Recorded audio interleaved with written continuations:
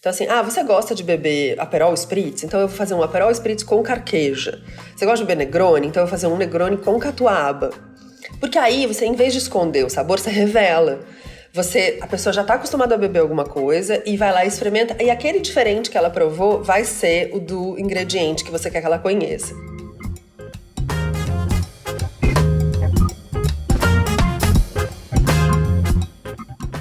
Já pensou nisso? Um Negroni feito com catuaba? Ou um Aperol Spritz com carqueja? Parece meio esquisito, uma contravenção talvez, mas por que a gente não usa as nossas ervas, as nossas cascas, os botânicos brasileiros aplicados à coquetelaria? Nessa edição, a gente conversa com a Nelly Pereira, essa que você ouviu aí, que é bartender e pesquisadora de ingredientes brasileiros. Eu sou Isabelle Moreira Lima e você está ouvindo o podcast da semana.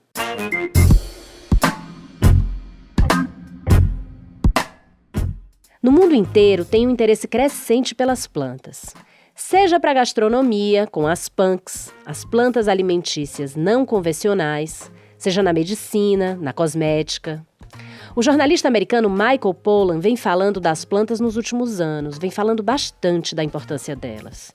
E aqui no Brasil, nós usamos a nossa biodiversidade há muito mais tempo, com garrafadas, lambedouros, bebidas e comidas feitas com a nossa botânica nativa. Acontece que esse conhecimento tão profundo, que é especialmente dos povos originários, não era difundido para todo mundo. Agora, a pesquisadora e bartender Nelly Pereira lança um livro Da Botica ao Boteco, Plantas Garrafadas e a Coquetelaria Brasileira, pela Companhia de Mesa, que é quase um manifesto pela difusão desse conhecimento. O que ela diz é que nós somos uma vanguarda no uso dessas plantas e que a gente precisa olhar ao redor para ver que ervas estão à nossa mão, às vezes até no nosso quarteirão, e dá dicas de como usá-las. Ouve aí meu papo com ela.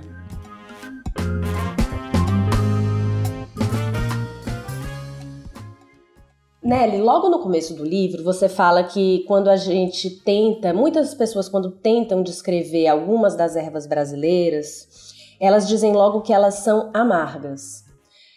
Tem uma confusão sensorial, né? Por que você acha que isso acontece?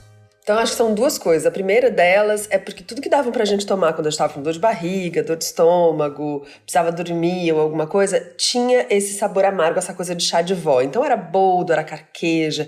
Eram, de fato, ervas amargas, diferentes em seus amargores, mas amargas.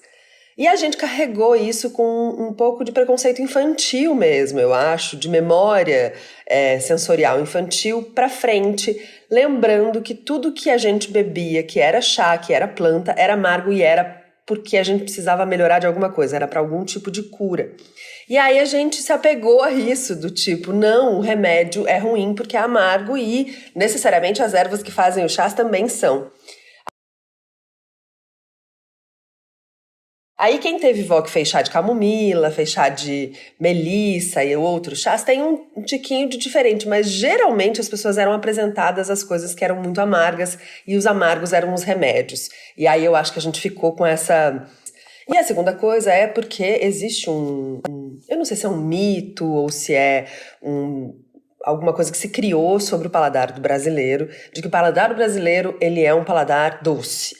De que a gente gosta da doçura. Existem muitos livros de várias épocas da nossa história que mostram, de fato, o quanto fizeram pra gente gostar de açúcar nesse lugar, né? Mas eu insisto sempre que o paladar nosso ele é um paladar curioso também.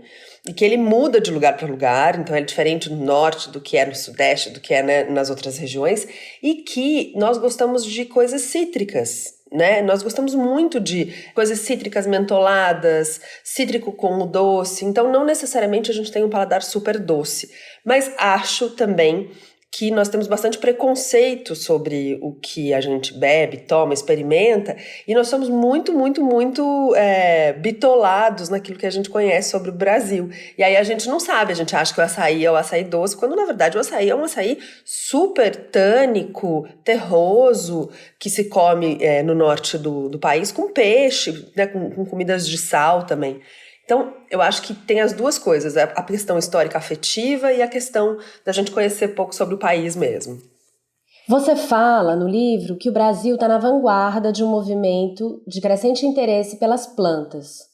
Mas eu te pergunto, onde está esse interesse? A gente vê muito material sobre punks na gastronomia, mais de pesquisa, né?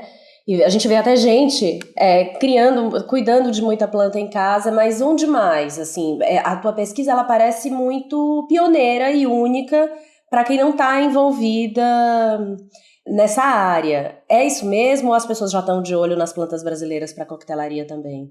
Eu acho que esse interesse, essa vanguarda que eu falo, é a vanguarda dos povos originários. É a vanguarda de uma fala que vem sendo repetida há centenas de anos, da importância de se olhar para nossa sociobiodiversidade, né? Porque não é, eu sempre falo, eu não falo no livro da biodiversidade brasileira, eu falo da sociobiodiversidade brasileira, porque onde tem floresta é porque teve gente para cuidar dela e teve gente para manejar ela. Então, quando eu digo que o Brasil está na vanguarda desse movimento, foi porque, na verdade, os nossos povos originários e as nossas lideranças aqui já vêm falando isso há muito tempo e, num período mais recente, com um pouco mais de escuta, com uma escuta um pouco mais ativa. Então, se a gente olhar mesmo para líderes como o Davi Kopenawa, Ailton Krenak e hoje outras líderes, mulheres inclusive, que trabalham com plantas dentro de aldeias e comunidades indígenas, a gente olha que de fato nós estamos na vanguarda e a gente tem toda a possibilidade de estar na vanguarda, né? Porque os nossos povos originários são muito resilientes com relação a isso e vem repetindo isso quase afônicos hoje em dia, de tanto que repetem sobre isso. Então, quando eu digo essa vanguarda, é porque a gente olha hoje, Isabelle, nossa, que legal, Michael Pollan tá falando das plantas, fulano tá falando das plantas, lá fora, um restaurante, Estrela Michelin, está fazendo um cardápio inteiro sobre plantas locais ou bebidas locais. E eu falo, gente, mas isso aqui vem acontecendo aqui antes disso tudo, a gente é que esperou ficar famoso lá fora, conhecido lá fora, para começar a ouvir isso aqui dentro. Então, quando eu falo essa vanguarda, é meio isso que eu tô falando. Dito isso, eu acho que, de fato, tem uma escuta mais atenta hoje sobre as plantas brasileiras, sobre o que é nosso, até porque, durante a pandemia, foi muito complicado de se importar coisa, de se trazer coisa. A gente foi meio que obrigado a olhar para o entorno, sabe? E aí eu acho que também se renova o interesse entre o que a gente tem em casa que dá para usar, o que tem no quintal que a gente não sabia que existia. Eu acho que teve um olhar, talvez, mais cuidadoso para isso. Então, eu acho que tem essas duas coisas hoje. Acho que falta muito caminho mesmo. Dentro da própria gastronomia, a gente vê pessoas como a Neide Rigo, por exemplo, que aí sim pioneiras, né, nessa, né, em tentar mostrar para as pessoas como é que usam as coisas. Acho que a gente tem muito trabalho a aprender ainda sobre as plantas brasileiras e o uso delas nesses outros usos. Eu sempre digo, Isabelle, que não me interessa falar para a bolha. Eu não quero só falar pro bartender que quer fazer um coquetel brasileiro, ou não é isso. Justamente eu quero que isso fure bolhas, que isso chegue em várias pessoas. E eu acho que talvez os discursos sobre isso e o interesse sobre isso precise furar essas bolhas, sabe? De interesse muito nichado. Então não pode ser só no restaurante específico de comida brasileira que faz. Eu sempre digo, gente, você não precisa usar a catuaba só quando você for usar um coquetel super brasileiro, de não sei o quê. Pode usar catuaba aí onde você quiser, contanto que você use. Então eu acho que existe ainda essa coisa de que vamos usar plantas brasileiras só quando é para ser uma coisa super típica, regional, e aí com todo, né, o caráter colonial que a gente usa ainda exótico. Né? Não é desse caráter, né? É do caráter do uso de todo dia, de todos os jeitos, em todas as receitas que a gente conseguir. Agora, você ouve das pessoas quando visitam teu espaço, ou o livro ainda vai ser lançado, né? Mas, sei lá, eu imagino que talvez isso chegue até você, de gente dizendo, Nelly, mas é muito difícil achar esses ingredientes, alguns deles. É difícil mesmo? É difícil mesmo. Vários deles. É menos difícil do que as pessoas colocam. Existem caminhos que a gente aprende e depois que a gente vai. Então, frutas nativas daqui da Mata Atlântica, por exemplo, você tem 3 ou 4 lugares, 5, 6 lugares que você sempre vai achar. Então, assim, pronto, descobri uma vez, é só continuar achando. Mas eu acho que são mais difíceis, mas a gente também faz um esforço que é menor. sabe? Quando você fala assim, nossa, eu quero fazer um prato, sei lá, tailandês, italiano, que precisa de determinado ingrediente XPTO. Você vai, minha filha, você paga o que você quiser. As pessoas não se incomodam porque é de fora, porque é gostoso, porque tem que ser aquela receita que fulana falou na televisão, ou que fulano fez na série. E aí, a gente vai atrás. Quando é nossa, fala, não, brasileiro tinha que estar ali no mercado. E tinha que estar no mercado. Obrigatoriamente. E quando não tivesse, você tinha que reclamar que não tá. Mas a gente não faz isso quando é o que é nosso. Então a gente não vai aquele 100 metros a mais para um esforço de conseguir. E acha que é tudo impossível. Então eu falo assim, se fosse impossível eu não comprava, não tinha que ir no bar sempre. Então assim, isso me encontrou de alguma forma também. Então está por todos os lugares. Eu acho que também a gente tem um olhar bem destreinado para isso, porque eu tenho certeza que qualquer um que está nos ouvindo, se der uma volta na quadra, seja onde estiver no Brasil, e estou falando em São Paulo inclusive, dá uma voltinha na quadra. Vê se não vai ter um boldozinho ali tentando nascer, se está perto da praia se não vai ter uma carquejinha. É que a gente não sabe identificar, a gente é meio analfabeto de olhar e saber o que é. Então eu acho que tem essas várias coisas. A gente é meio preguiçoso com relação ao que é nosso e colocou nesse lugar do é difícil e não vai atrás. E a gente também é um pouco ignorante sobre o que é nosso e a gente não sabe às vezes que o que é nosso está bastante no entorno e a gente pode só ir atrás. É aquele esforcinho a mais, eu acho, só. Voltando para a coisa da vanguarda, né, que a gente tinha falado, ao mesmo tempo que a gente está nessa vanguarda com os povos originários, você fala que o nosso paladar é colonizado, né? A gente tinha falado isso um pouco antes. Que a gente não conhece as nossas ervas tão bem, né? Não tem essa determinação de conhecer e procurar no quarteirão, mas a gente conhece grapefruit, pitá, isso que você acabou de falar. Como é que a gente vira esse jogo, Nelly? Como é que conscientiza as pessoas, sei lá, como despertar o interesse? Eu acho que nesse momento a gente precisa ser bastante didático, assim. Eu acho que a gente não pode, de fato, ser do nicho, a gente não pode querer falar pra bolha. Eu acho que a gente tem que, pelo contrário, estourar essa bolha e chegar em quantos lugares quanto a gente puder, assim. Eu tento fazer isso, quando eu comecei a fazer, eu tentei fazer fazendo coquetéis que as pessoas já conheciam. Então assim, você gosta de beber Aperol Spritz? Então eu vou fazer um Aperol Spritz com carqueja. Você gosta de beber Negroni? Então eu vou fazer um Negroni com catuaba. Porque aí, você, em vez de esconder o sabor, você revela. A pessoa já está acostumada a beber alguma coisa e vai lá e experimenta. E aquele diferente que ela provou vai ser o do ingrediente que você quer que ela conheça. Então, eu acho que mais do que ego de bartender, ego de quem vai trabalhar com essas coisas, é colocar essas coisas da forma mais fácil para a pessoa poder fazer, reproduzir, ter vontade, ter curiosidade de usar aquilo. Né, não ficar cheio das elucubrações de muitas coisas. Tanto que a maioria dos coquetéis que eu faço aqui, eles têm 3 ou 4 ingredientes. No livro até coloquei outros, talvez um pouco mais elaborados, mas no bar não. Eles estão ali entre 3 e 4 ingredientes, que é para você sentir o gosto daquilo mesmo. Eu acho que isso é uma coisa. Então, tentar ser mais próximo, mais didático, que gerar esse tipo de curiosidade nas pessoas. E, de fato, aí eu acho que a gente tem que ser um pouco ativista, militante, que é de cobrar que essas coisas continuem existindo. Isso é uma coisa, né? Lutar para a sobrevivência desses ingredientes, dessas plantas, usando elas e cobrando para que elas estejam acessíveis.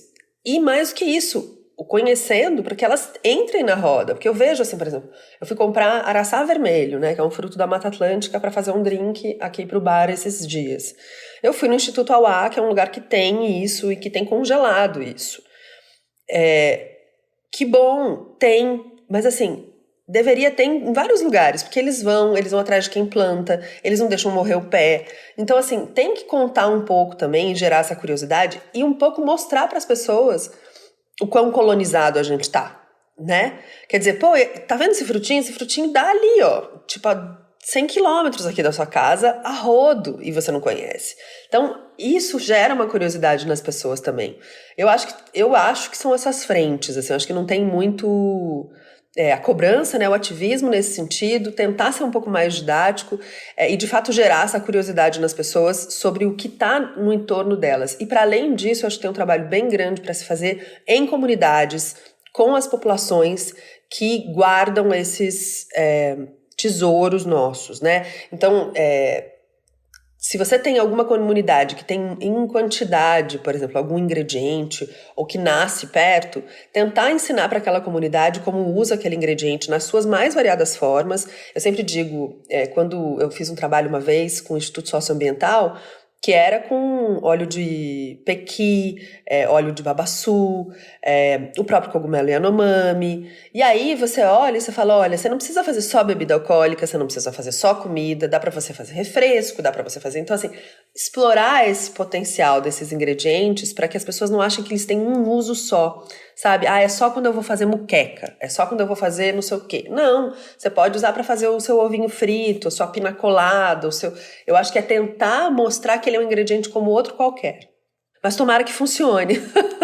Não, eu fiquei pensando, o teu livro, ele é ativista, né? Inclusive, uma coisa que me chamou a atenção é que você fala muito da sabedoria dos povos originários, dos indígenas, e nesse momento em que a gente lê notícia todos os dias de ataques, assassinatos, ameaças a indígenas, eu fiquei achando que era também ativista nesse sentido, não só pela valorização da cultura, mas pela, né, a existência dos povos originários. E eu queria saber se isso foi uma coisa consciente sua.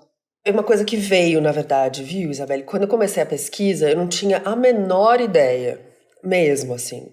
Eu sou uma pessoa antenada, jornalista, então sempre, né, tô lendo sobre coisas, então era do meu interesse tudo isso, há 10 anos. Mas quando eu comecei a pesquisa, de fato, que eu comecei a ver que ela não era uma pesquisa minha, que eu era só quem estava fuçando e indo atrás, porque a pesquisa... Já existia gente que tinha esse conhecimento, né? E aí, quando eu comecei a procurar sobre isso, eu falei, se eu não referenciar e não reverenciar as pessoas, sejam elas os povos originários, as benzedeiras, as raideiras, os mateiros, os garrafeiros, né? Se eu não fizer isso, eu vou me apropriar disso, e essa não é a minha ideia. Eu não posso fazer isso. Essa é uma pesquisa que tem que fazer jus a quem cuidou disso até agora, ao conhecimento que vem por trás. É por isso que eu digo, é o saber que vem por trás desses sabores. E são inúmeros, né? E aí, quando eu comecei a fazer a pesquisa, eu falei, essa pesquisa não tem como ser feita de outra forma, que não ouvindo essas pessoas, recolhendo esses conhecimentos, passando eles adiante de alguma forma, ou ressignificando esses conhecimentos em forma de receita. Então não tinha como ser diferente. E quando eu comecei a falar sobre essa pesquisa mais, principalmente por causa das lives no Instagram na pandemia, eu comecei a perceber que era interessante que eu apresentasse o histórico desses ingredientes para as pessoas, porque aí eu fazia uma manutenção do ingrediente adiante, mas também de quem cuidou dele até agora.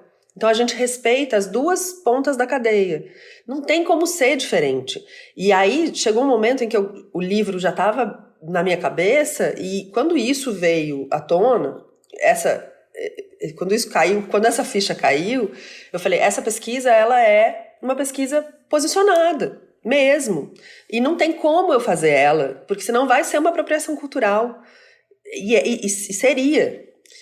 E é tão mais potente quando você mostra a trajetória por trás de cada um dos ingredientes, ou de onde veio, por quê, por que o ver-o-peso é o ver-o-peso do jeito que é, o que a história fez para que o ver-o-peso fosse do jeito que é, né? Que margens que a gente não olhou, para que lado que a gente não viu da história, o que não nos foi contado sobre esse colonialismo mesmo que tem no nosso paladar, do nosso jeito de olhar para a nossa própria história. Então, quando eu falo, e eu uso esse termo que eu aprendi com o Luiz Antônio Simas, mas que é do Walter Benjamin, que é uma história a contrapelo, é uma história a contrapelo mesmo. A gente sempre fez assim, né, de um lado, e a gente está olhando para o outro lado. E não tinha como ser diferente. Eu espero ter feito jus mesmo a todo o conhecimento que eu aprendi e, quiçá, aprenderei ainda com esses guardiães, os guardiãos e guardiãs da nossa cultura, porque, de fato, tem muito potencial, muita coisa para a gente conhecer ainda na mão dessas pessoas. Ainda tem, ainda bem. Ô Nelly, as garrafadas, elas foram a tua porta de entrada na pesquisa? Você defende que a garrafada é supra-religiosa, supra-partidária e o supra-sumo da nossa cultura popular. Como é que ela conseguiu sobreviver a tantas adversidades? E, enfim, queria te ouvir sobre as garrafadas. Olha, as garrafadas foram A porta de entrada, sim, porque elas vieram quando eu comecei a me interessar por coquetelaria, né? Ainda sem pensar que dava para juntar Lé com Cré, da minha pesquisa que era sobre o Brasil até naquele momento, sobre identidade cultural na academia, e com uma pesquisa que eu estava fazendo no Zebra sobre bebidas. A hora que eu percebi que, de fato, tinha essa corrente da coquetelaria apotecária, dos bitters. E aí, o que era fazer bitter? Basicamente, ou vermute, que eu tava querendo fazer, e todo mundo tava querendo fazer na época.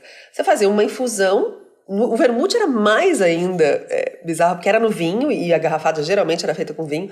Então, era uma infusão de ervas, cascas, plantas e raízes, numa base vínica, que depois você adoçava dentro de uma garrafa, ou dentro de um pote. Eu falei, gente, mas peraí. Aí o meu marido olhou pra mim e falou assim, isso aí é garrafada, né? Aí eu falei, gente, é mesmo.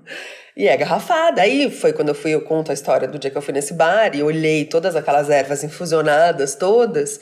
E você, com um olhar atento, você vê que está em qualquer quase boteco do Brasil, tem algum potinho com uma erva infusionada dentro. Aí eu falei, nossa, mas a gente vem fazendo no Brasil, a gente tem a nossa própria técnica de fazer isso, só que o nosso ainda não fez o cruzo pro boteco. O vermute fez, o bitter fez, os elixires fizeram, e a gente tá aqui com o nosso olhar de novo, bastante preconceituoso sobre o que é nosso, olhando e falando, não, isso aí é garrafada medicinal, e mas ela traz uma mensagem que ela pode fazer esse cruzo, de que a gente já tem aqui no Brasil um jeito de se fazer isso há muito tempo. Então, por isso ela foi a porta de entrada, porque ela é o nosso representante brasileiro, né, nessas outras tantas bebidas que eu cito no livro, que fazem misturas de álcool com plantas, ervas, cascas e raízes. E a gente também tem o nosso jeito de fazer. E aí não é só esse jeito, a gente tem concertadas e outras bebidas que são feitas dessa forma, mas essa eu acho que é a que simboliza mais. E daí, eu acho que foi dela também que veio o interesse de fazer essa mistura de sabores, entender e o David Wondrich, que foi um dos pesquisadores da história da coquetelaria que eu entrevistei, ele fala isso porque a minha dificuldade era quando eu fazia uma garrafada, ficava tão boa que eu tinha dificuldade de misturar. E aí eu falava, nossa, gente, acho que eu não sou uma bartender, porque assim, eu não tenho coragem de fazer nada com isso aqui. E na verdade, parte da pesquisa é mostrar que tudo bem. A garrafada, ela é em si mesma. Ela já é um coquetel, entendeu? É isso que eu ia te perguntar, qual é o limite entre a garrafada e o coquetel? Existe? Não, pra mim Você não. Você determina, tipo, é uma coisa conceitual. Pra mim sua não cabeça, existe. Individual. Porque o que acontece, às vezes fica gostoso. Fica lá, eu misturo, sei lá, esses dias eu ainda fiz uma brincadeira que eu queria fazer uma garrafada com várias plantas que fizessem bem pro estômago.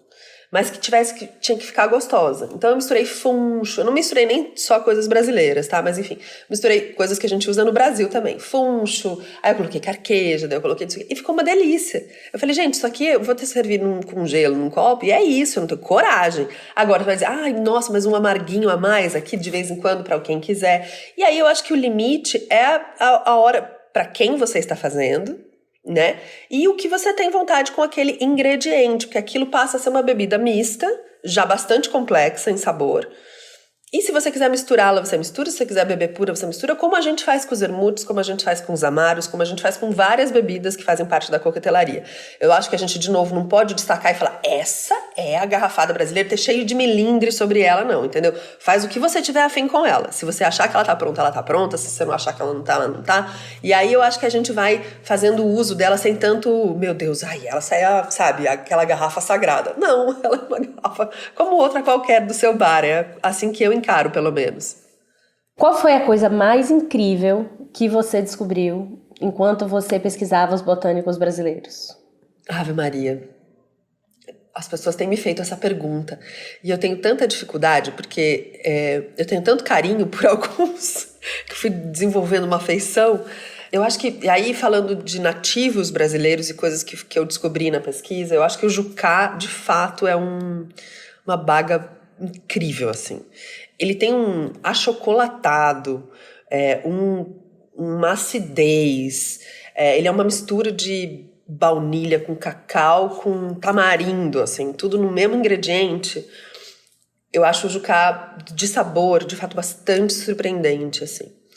A Jurubeba Olha, eu termino o livro com ódio à jurubeba, porque assim, vamos cuidar da jurubeba, sabe? Tinha uma árvore de jurubeba aqui do lado do Zebra, num terreno baldio, uma época. E eu pegava toda a jurubeba que eu precisava para fazer minhas coisas ali. E aí eles cortaram a porra da árvore da jurubeba e eu quase chorei no dia. Porque ela também é uma coisa que tá tão em todo lugar, e aí ela tem essa coisinha do tomate, meio do umami, que é incrível, que a gente precisa descobrir. E eu acho que e essas foram as que eu me afeiçoei, né? Mas eu acho a mais óbvia de todas, e de fato a mais, a que hoje eu tenho mais familiaridade com ela, é a catuaba. Porque tá tão na nossa fuça e a gente não olha para ela, e ela é tão complexa em tanino, em adstringência, em sabores terrosos, amadeirados, que a gente não conhece, porque, né, o que colocaram no mercado dela foi uma bebida mista bastante adocicada, né? Que não faz jus à planta mesmo. Então eu acho que tem... Essa sim é vítima de preconceito, né? Nossa, mas a gente faz isso com muitas delas, né? É isso que acontece, assim, a gente mete açúcar, faz um produto industrializado de qualidade duvidosa, né? Não de duvidosa no sentido de que, não, mas assim, né? Podia fazer olhar também para uma possibilidade de um produto premium para ela, né? Eu sempre falo, a gente é um dos maiores produtores de café do mundo e a gente não tem um licor de café nesse país bom. Tem centenas de pessoas fazendo seus próprios licores de café, seus próprios licores de butiá, seus próprios licores de frutas, de genipapo, de tudo, e a gente não tem isso industrializado. Então, eu acho que a catuaba é um exemplo muito claro do que a gente pode fazer com um ingrediente que já é popular, já é conhecido, sabe? O jambu tem uma trajetória interessante, se a gente pensar nesse sentido. O jambu saiu da bolha, né? Ele estava lá na bolha do que ele é na cultura paraense, principalmente ligado à gastronomia. A hora que ele vem para a cachaça de jambu, que dá aquele tremor, ele vira pop mesmo, assim, tipo, jovem pop. E aí ele começa a gerar um interesse. Tá lá a matéria que eu dei entrevista na BBC de Londres sobre ele há algum tempo atrás. Tá a gente vendo boas cachaças de jambu serem produzidas, o jambu ser usado como um potencial fitoterápico. Então, quer dizer, esse é o círculo que eu acho que pode ser virtuoso de várias plantas. Olha, para terminar, a pergunta é: quem quer começar? Fazer esse mergulho, não sei se tão profundo quanto você fez, mas entrar nessa onda aí. Vai por onde? Cara, vai no mercado ou numa feira popular. Eu acho que os mercados talvez sejam os melhores lugares. Vai atrás de alguém, e vai ter, que vende erva, planta, casca, raiz brasileira. E acha pergunta para essa pessoa o que é. Se você for atrás de uma específica, que bom, que tenha no livro, já tem um caminho, mas se não tiver, porque às vezes você está num lugar do Brasil que vai ter uma coisa super surpreendente, pergunta para essa pessoa, como é que faz? Faz chá? Se fizer chá, já é uma boa indicação de que você pode beber, né? Você não vai beber em grande quantidade, então provavelmente ali, se tiver alguma toxicidade, aquilo já vai estar resolvido. Pergunta, vai atrás do que é, pesquisa na internet, chega em casa, põe no seu álcool preferido, faz ali uma infusãozinha pequena, não precisa gastar uma garrafa da sua bebida para fazer. Faz uma infusão pequenininha, vê o gosto que tem, vê se de repente encaixa no teu coquetel preferido, se for o gin tônica, se for alguma coisa. Dá uma olhada na coquetelaria clássica para ver se tem algum coquetel que aquilo possa se encaixar. Faz um refresco, bate no liquidificador, quer dizer, existem muitas formas de você trabalhar. Eu acho que é mais encontrar o jeito que você quer fazer. Mas eu sempre digo, a gente quer tanto brincar, e hoje a gente fala tanto, as bruxarias, as alquimias, a gente gosta desse arquétipo do mago, a gente vai atrás e a gente tem uma grande possibilidade de fazer isso na nossa casa, se a gente quiser. Então, eu acho que o mercado é o principal lugar de fazer isso, a feira também. E acho que as pessoas deveriam fazer uma pesquisinha sobre quais são os ingredientes do local onde elas estão. Porque às vezes pode ter surpresas muito perto, sabe? E um outro lugar para fazer uma grande pesquisa é no boteco. Boteco mesmo, pega o boteco mais raiz, ajuda ele a sobreviver. Tem tantos morrendo no Brasil, é uma dó, uma pena, uma perda cultural nossa. O boteco faz a história do nosso país também, eu falo isso no livro. Vai no boteco. Vai ter alguém ali infusionando alguma coisa. Pode ser uma carqueja, pode ser uma jurubebinha, um butiazinho, alguma frutinha, um cambuci, Pergunta para essa pessoa como é que faz, pergunta se ela não tem para te emprestar a planta, ou onde que ela encontrou. Eu acho que a gente precisa ser um pouco curioso mesmo. Quando a gente vai num bar de coquetelaria, e eu sei, porque muita gente vem aqui, e já veio antes de eu começar essa pesquisa, fala, nossa, onde que você compra não sei o quê? Onde que você compra o gelo translúcido? Né? Todo mundo quer saber. Então, pergunta pra pessoa onde que você compra as coisas brasileiras, as outras coisas também. Acho que é gerar um pouco mais de curiosidade. Se ligar de que, de fato, o nosso paladar e nossa curiosidade também vem sendo controlado.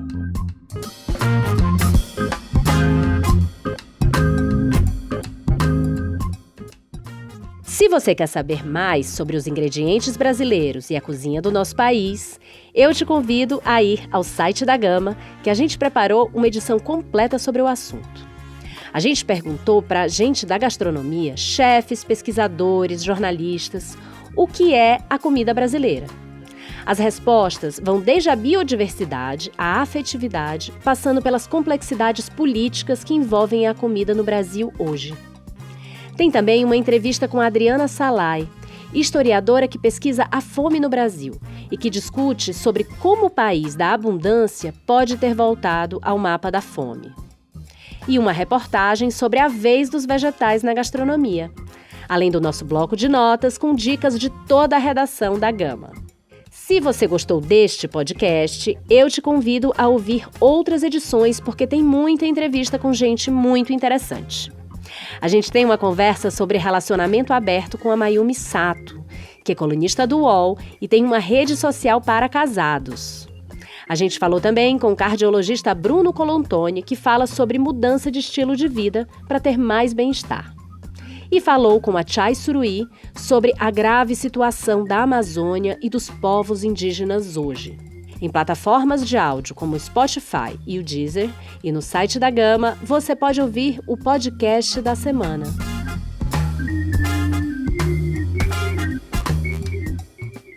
Com roteiro e apresentação de Isabelle Moreira Lima, este é o podcast da semana. A cada 7 dias, um tema novo para você. A edição de som é do Luiz Serafim. Até semana que vem!